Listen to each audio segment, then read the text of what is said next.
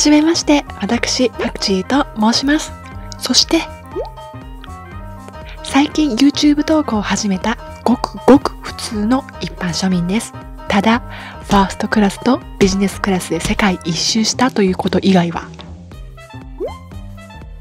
実はもう世界一周旅行からも帰国しておりまして、ブログとかでもファーストクラスとかビジネスクラスの様子は投稿していたんですけれども、この体験を皆様と共有したいなと思って、この動画の勉強をし始めました。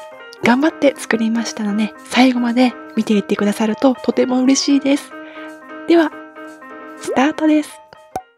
さて、本日のフライトは JAL のビジネスクラス JL815 便、関西国際空港から台北桃園空港まで飛ぶ便です。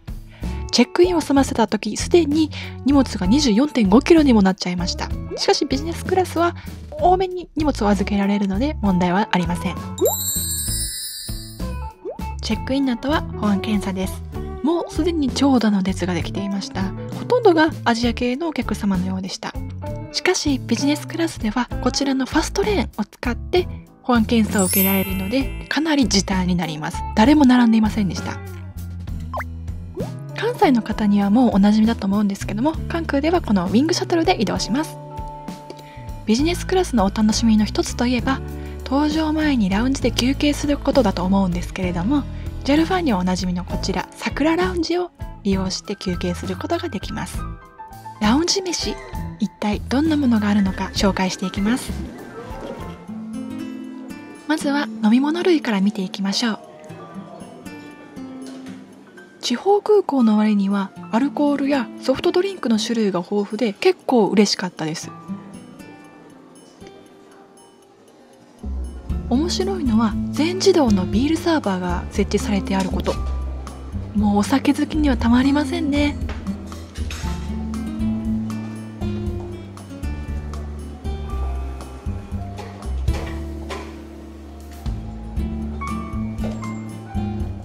続きましてホットミール見ていきます。夜の方が食事が増えるので、ラウンジを楽しみたいのであれば夜の便が個人的にはおすすめです。見てください。たこ焼きがあるのは関西の空港ならではですよね。明石焼きにするお出汁もついていました。そしてサラダバー。海外旅行ではなかなか野菜が取れないので、たくさん食べておきたいですね。JAL 桜ラウンジ名物ビーフカレーは絶対食べてください。ビジネスクラスの機内食も楽しみなので、ラウンジ飯は控えめにしておきました。うまい。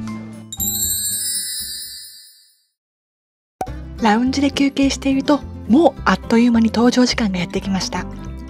待合室ではもうすでに多くのお客さんが待っていたんですけれども、搭乗するにもビジネスクラスの場合はほぼ最優先。無駄に待たされる時間がなくてストレスフリーでいいですね。それでは早速乗っていきましょう。ちょっとこの辺り手ぶれが特にひどくってごめんなさい。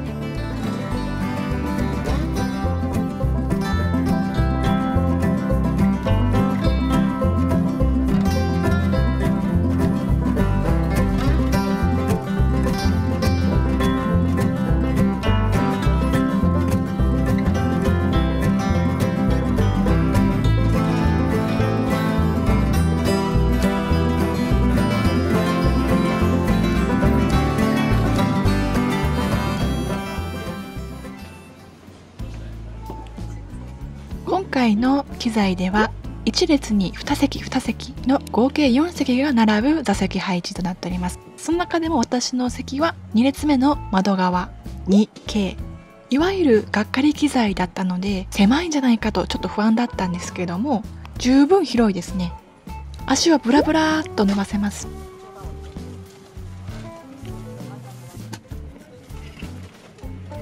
バッグを席の下に置いても邪魔にならないスペースが確保されています。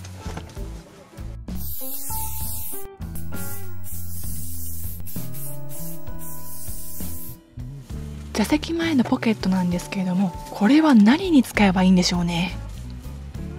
もう一つポケットがあったんですけれども、大切なものを入れると忘れ物しちゃいそうで怖いなと思って横を見てみるとハンガーが入れられているので、それ用のポケットだったんでしょうね。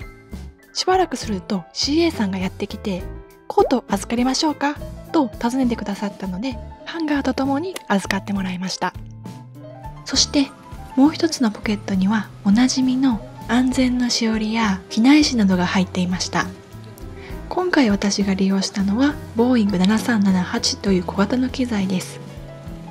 面白いと思ったのは訪日外国人向けの冊子も用意されていて、全編中国語で書かれていました。ガイドブックとして普通に面白かったですよ。リクライニングだけじゃなく、フットレストもこちらの物理ボタンから調節が可能です。そして機内エンタメも紹介していきます。リモコンは見ての通りちょっと古っぽい感じです。機内エンタメ用のスクリーンは肘掛けの中に収納されていまして、この押すボタンを押してぴょこっと出てきたら、それを引っ張り出して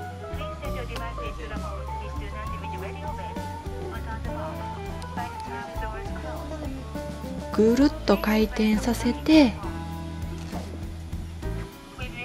やっと完成です。画面もそこまで大きくありませんでした。ちょっとがっかりです。ただいま飛行機のドアが閉まります。頭上の読書灯あたりはこんな感じでした。まあ普通ですね。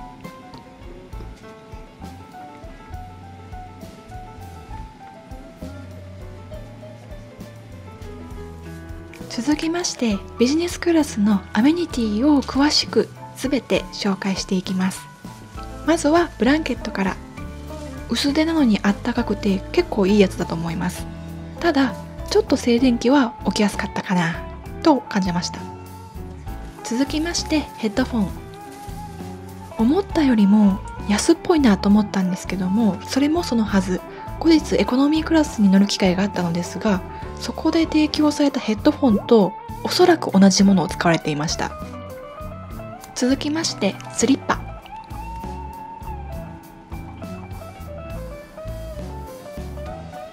パイル地で少し厚め、ふかふかしていて結構いいスリッパでした。そして靴べら、これがあるのって結構珍しいですよ。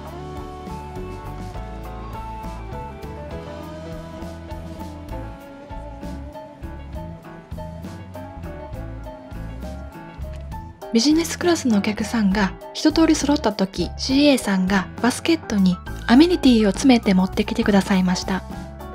中身は歯ブラシセット、耳栓、アイマスク、入国カードの4点。その中から必要なものを選んで取るというスタイルでした。私はこの2点。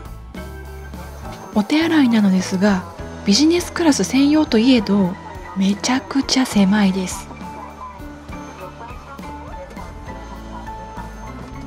ただ違うのはモンダミンと歯ブラシセットのアメニティが用意されていること。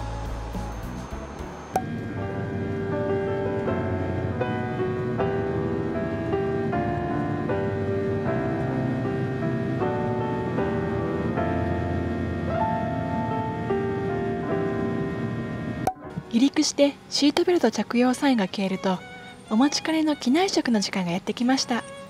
まずはメニューから見ていきましょう。中身をすべて紹介するんですけれども、早く機内食が見たいという方は10分35秒頃まで動画を飛ばしてくださいね。1ページ目にはワインリストが書かれていました。 JAL 短距離線ビジネスクラスの場合はシャンパン、白ワイン、赤ワインが1種類ずつ、麦と芋の焼酎も1種類ずつ積まれているようです。そして見開きページを開けたところ、本日の機内食の献立が日本語、英語、中国語で書かれていました。機内食は和食か洋食から選ぶことができます。この日の場合、和食のメイン料理はぶり大根、洋食の場合はチキンのハーブクラスト。どちらもデザートにはみんな大好きハーゲンダッツのアイスクリームがついてきます。今回私は洋食の方を選びました。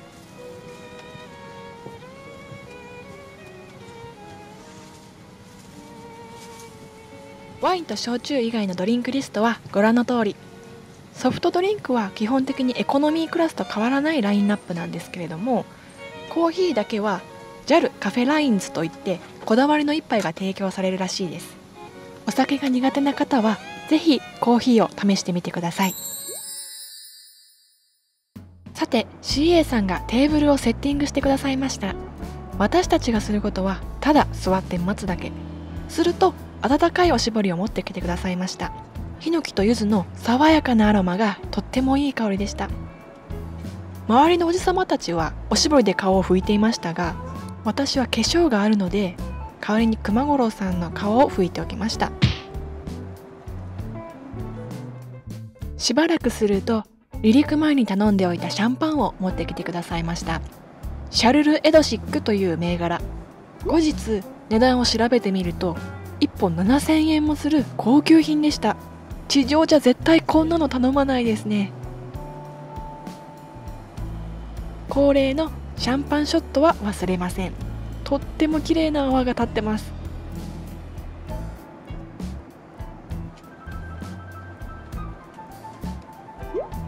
おつまみは亀田製菓のあられミックス、柿の種などが入ってました。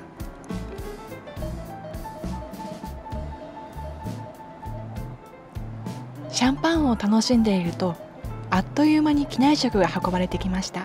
とっても美味しそう。そして密かに2杯目を注文していました。オーダーしたのは白ワイン 375ml のミニボトルを1本そのままくださったので、自分のペースで好きな量をいただけます。これはいい。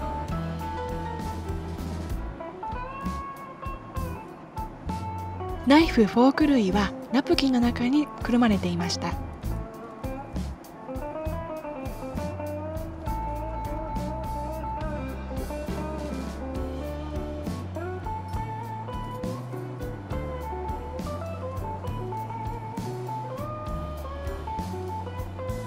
一応塩コショウも用意されてはいるんですけれども、機内食は気圧の関係で味覚が変わるということで、基本的に濃いめに味付けされているようで、できればつけない方がいいと思います。そもそも十分しっかり味はついていたので、つける必要はほとんどないかとは思いますけれども、彩り鮮やかでめちゃくちゃ美味しそうですね。早速食べていきましょう。一つずつ詳しく紹介していきます。洋食のメインディッシュ、紀州梅鶏のハーブクラスト。鶏肉はホロホロと柔らかくって文句なしに美味しかったです。ただそれ以上にもっと美味しかったのはサイドのポテト。マッシュポテトのように甘くって洋風の出汁の味が染み込んでいて最上級に美味しかった。また食べたい。そしてアペタイザーのワンプレート、ミックスマッシュルームマリネ、チキンガランティーヌ赤ピーマン、キャベツキャロットマリネ、エビ、ホタテ貝柱、スモークツナ、それらが少量ずつ用意されています。このソースがレモンの酸味が効いていて、サーモンとキャベツのマリネにすっごくよく合ってました。めちゃくちゃ美味しくてお箸が止まらない。もっと食べたかった。そしてフレッシュサラダ。これまためちゃくちゃ美味しいフレンチドレッシングをかけていただきます。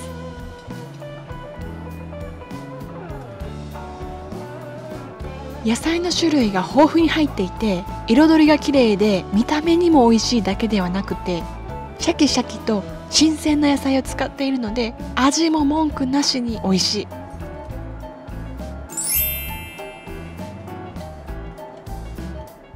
そしてオニオンコンソメスープ。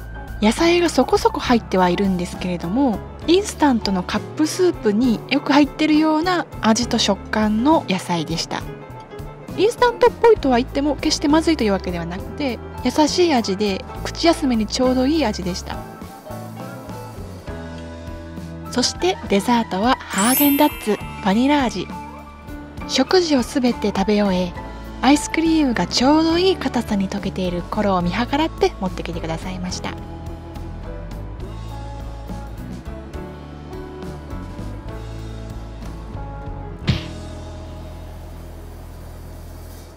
JAL 短距離線ビジネスクラス搭乗レビューいかがだったでしょうか？楽しんでいってくださいましたか？とにかく最後までご視聴いただきありがとうございます。この動画が面白い、一緒に旅している気分になったと思ってくださったら、ぜひチャンネル登録とグッドボタンよろしくお願いいたします。動画の感想なんかもコメントに残していってくださったらとても嬉しいです。喜びます。さて次回の動画では台湾の航空会社チャイナエアラインのビジネスクラスに搭乗する予定です。台北からシンガポールまで飛びます。日系の航空会社や欧米系のものに比べて格安でビジネスクラスに乗れるということで、日本人にも大変人気のある航空会社です。そのビジネスクラスの中身を徹底的に紹介いたします。どうぞお楽しみに。ではまた次回の動画でお会いしましょう。